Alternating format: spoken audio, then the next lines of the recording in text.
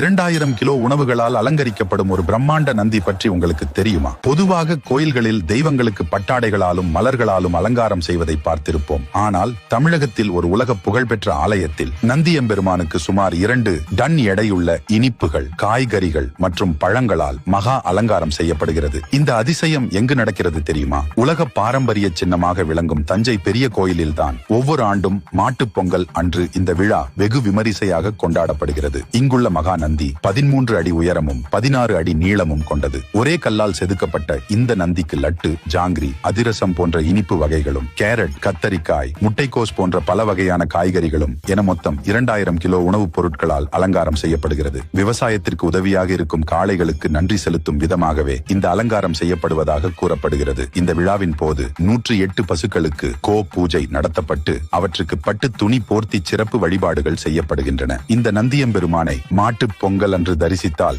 சகல ஐஸ்வர்யங்களும் கிடைக்கும் என்பது பக்தர்களின் அசைக்க முடியாத நம்பிக்கை. உங்களுக்கு நந்தியம்பெருமானை பிடிக்கும் என்றால் நமது சேனலை ஒரு சப்ஸ்கிரைப் செய்து கொள்ளுங்கள். Download ShareChat.